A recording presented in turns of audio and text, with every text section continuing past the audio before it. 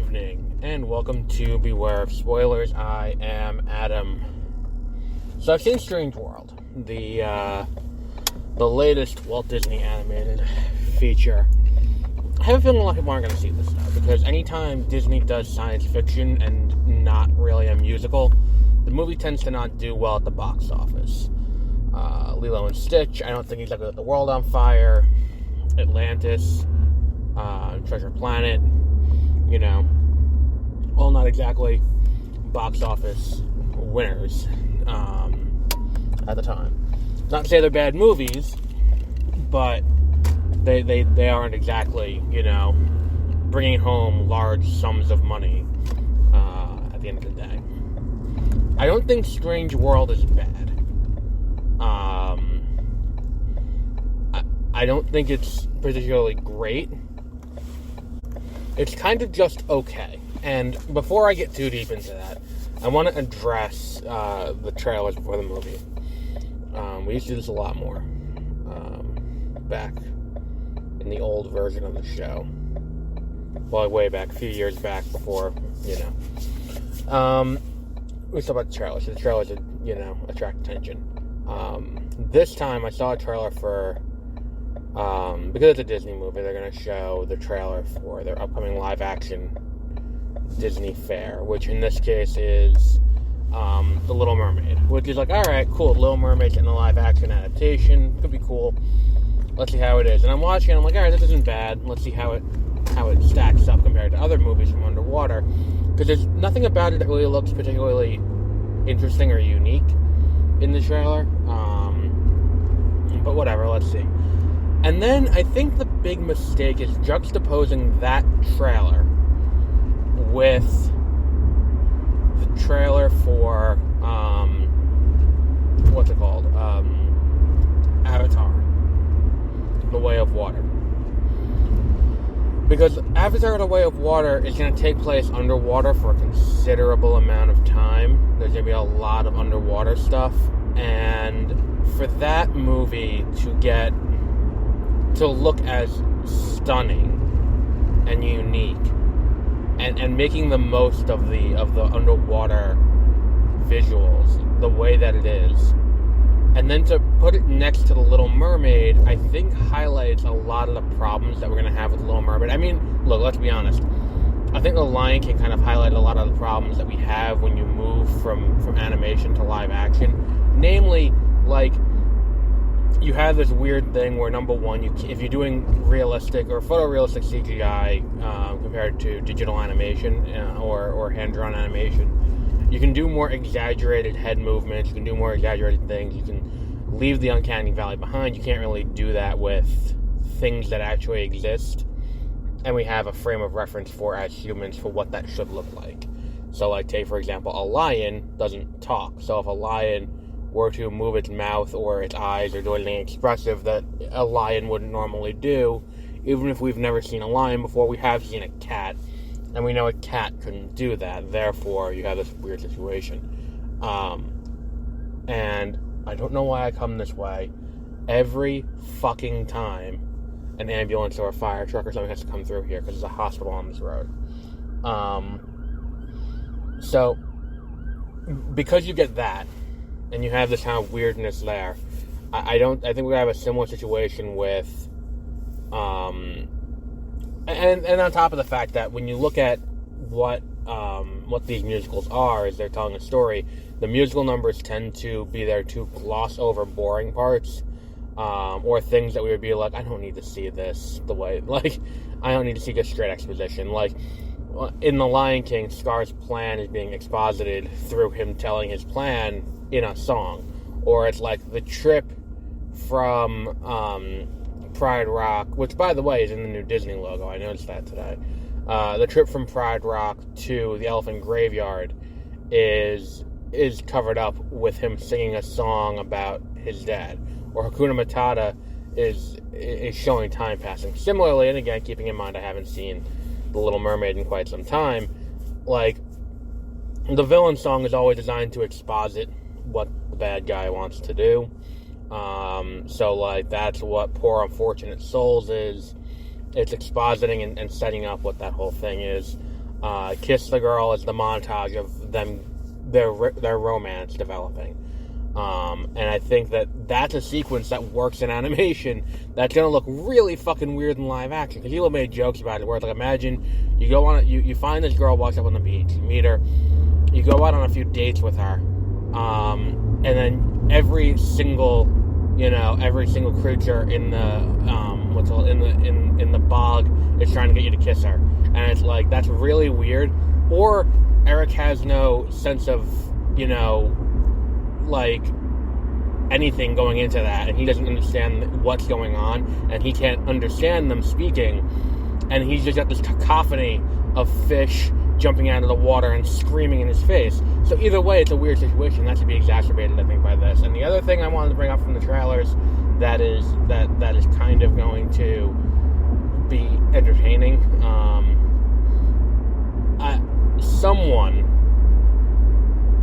somebody made the decision to make the song in the Puss in Boots trailer All-Star by Smash Mouth.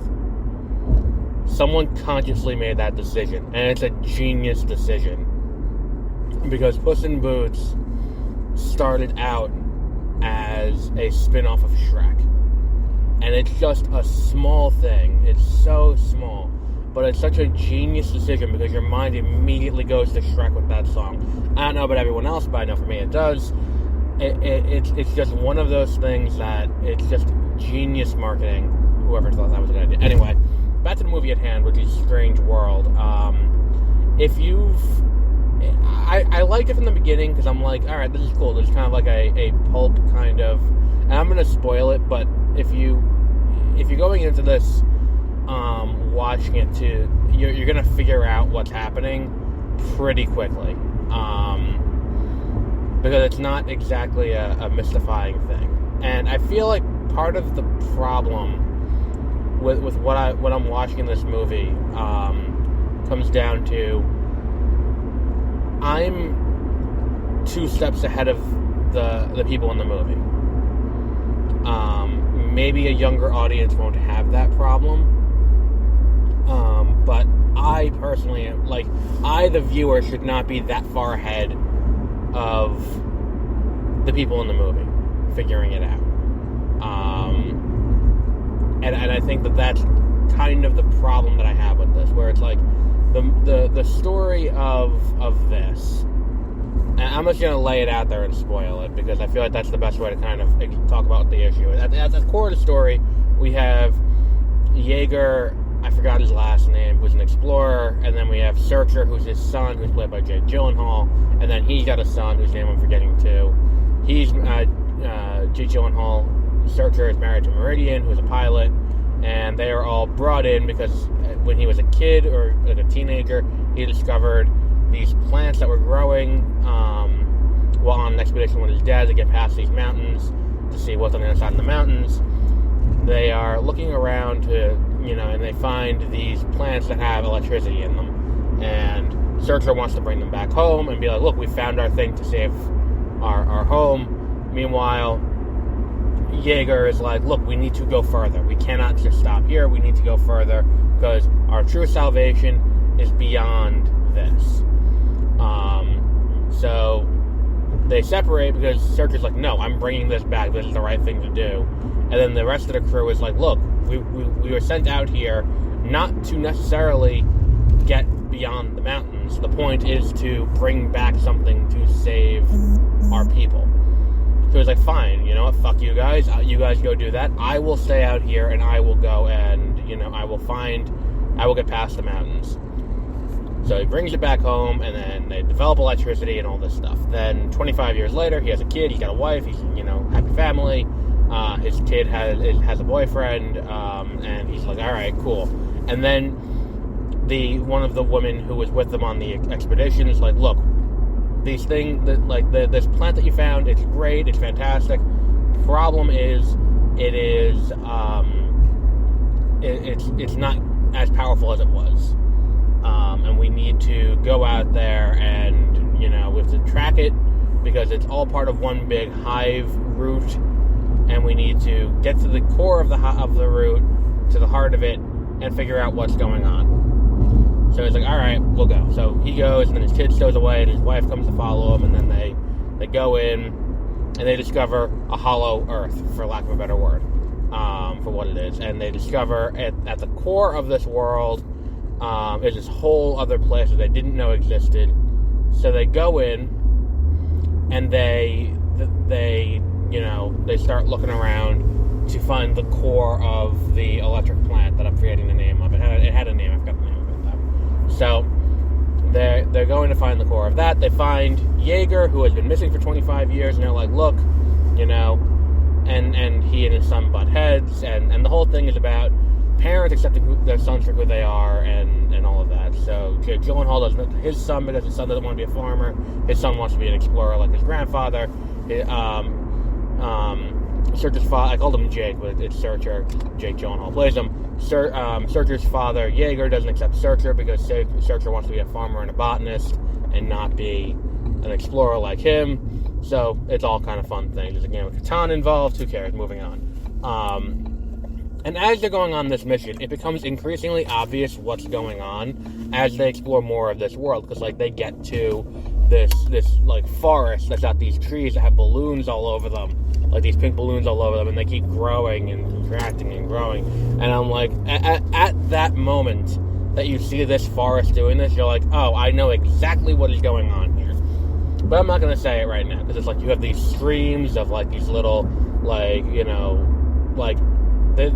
they don't really say what they are, but they're alive. They're sentient beings, but it's you have these streams of red things that are flying all over the place in these straight lines, and you have these giant tentacle monsters that absorb things and kill them that way. They open up, absorb them, and all of that. And you're like, okay, something's going on here, and you have to go through. You have to get over this lake of acid to get to the next part, and then you get over the lake of acid, you go to the next part.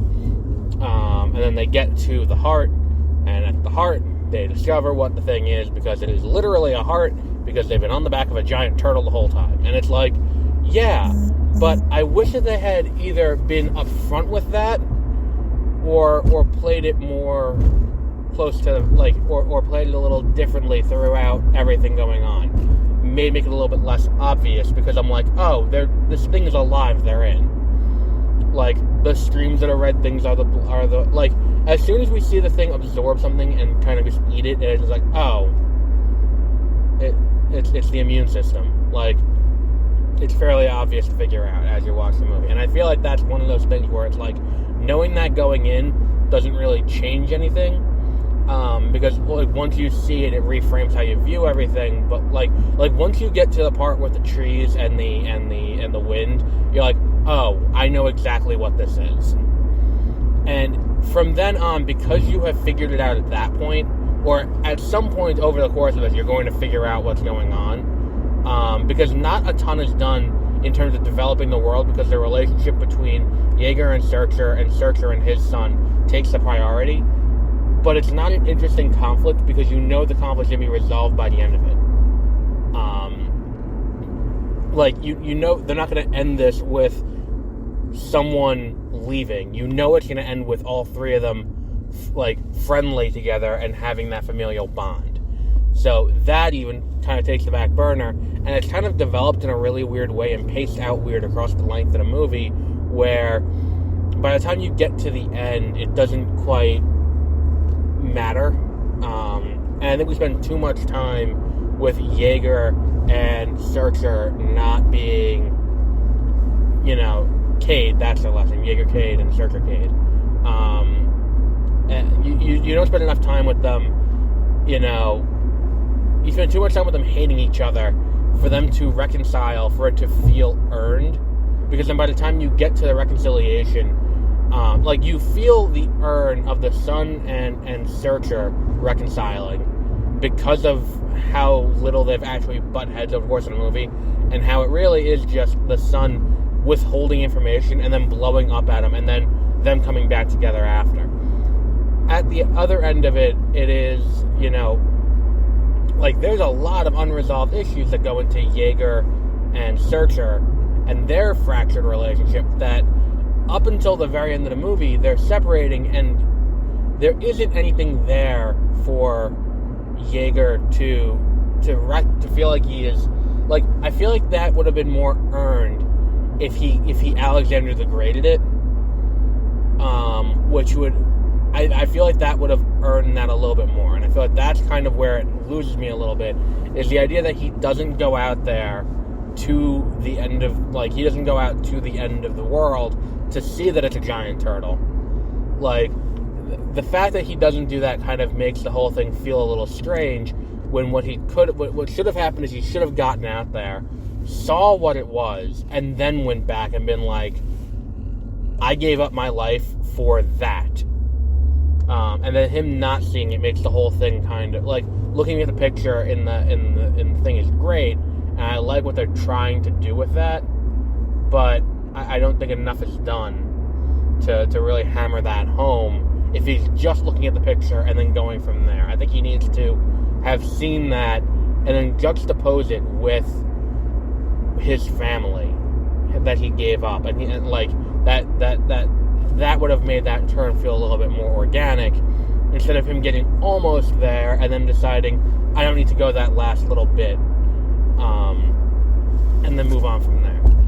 It's a very thinly veiled allegory for global warming. Let's just, acknowledge that. That's the other thing too, where it's like, like, our things have caused this thing to get sick, and to the point where it may die, and if it dies, we die.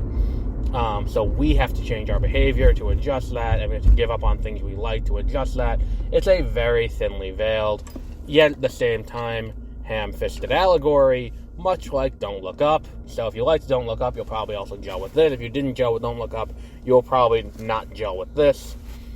It is an interesting, it's an interesting kind of way to tell the story. I think that this movie would be a lot more forgettable if it weren't for how striking the visuals were. But even that, they're kind of just mundane. And while they do a lot with the medium of animation, they don't do nearly enough to the point where this movie doesn't look like anything that could have been done. My thing when I go to see an animated movie is I want to see something done that could not be done in live action. That's what I want to see. I want to see something that cannot be made in live action. There is nothing about this movie. And I think that science fiction is one of the genres. Science fiction and fantasy as genres kind of lend themselves to animation, because you can create the extravagant, you can take it places where where you don't need to, you don't need to feel constrained with realism or anything like that. You can go that extra mile. And for something like this, not too much is really done to make this feel like it needed to be animated. This is something that could have been produced in live action. This could have been a Lucasfilm production at a similar price tag and looked just as good. I don't think they do nearly enough with the medium. I mean, I think there are very few movies that have done have done animation in the way that I'm looking for. I mean, Spider-Verse, I think, is probably the one that does it the best because of how it makes use of different visual styles. I think everything about this time just looks kind of samey and bland in a way that's like, all right, well, I get what this is and I get what this is going for, but I would like to have seen this developed a little bit better. I would have liked to have seen this changed a little bit differently. And I don't think that the movie really does enough with with what could have been done with animation to make it worthwhile. But I think we've heard enough with Strange World. It's not terrible. It's just not great. There's not enough, and I think this is the second time this year that I've really been disappointed with something that's been put out under the Disney banner, because I also wasn't thrilled about Lightyear, because I feel like Lightyear doesn't exactly capture the spirit of what what that movie was trying to be. It should have been flashier with brighter colors and different things. I mean, look at Toy Story. I mean, and look at We're Back, a Dinosaur Story. Look at, Aladdin or The Lion King. And it's like, this is the visual language of the era. And that's what I don't think that is really... What the fuck is clicking? I don't know. they're not subscribing and committing to that, that era, so I don't think it really works. And I think here they kind of lead with the stylistic choices of it being like, oh, this is designed to look like a 1920s adventure, kind of thing, or a 1940s adventure, and you're like, oh, okay, that's cool. But they don't really commit to that in any meaningful way besides the wipes, which is like, all right. I mean, I think a modern audience is going to be like, oh, they're doing Star Wars, but even that isn't, whatever. I mean, it's not a bad movie. It's not great. I wouldn't rush out to see it. This is more of a wait for it to go to Disney Plus kind of thing, because it will be on Disney Plus eventually. I think like 45 days from now, so maybe mid-February, right when you're getting ready to go see Ant-Man and the Wasp: Quantumania, which, by the way, they did not put the trailer of before this movie, and I was surprised about that. I was looking forward to that because I love seeing that trailer in theaters, because it's like the song choice is great. I love the use of "Goodbye Yellow Brick Road" by Elton John. Like I love that, and just seeing Kang, I'm like, this is going to be fantastic when it does come out. But we will wrap up there for today. I may get up early tomorrow and watch the finale of Andor, just so I can get that done. So I'm not doing it on Thanksgiving Day, but we'll see. But until our next episode, have a great rest of your week.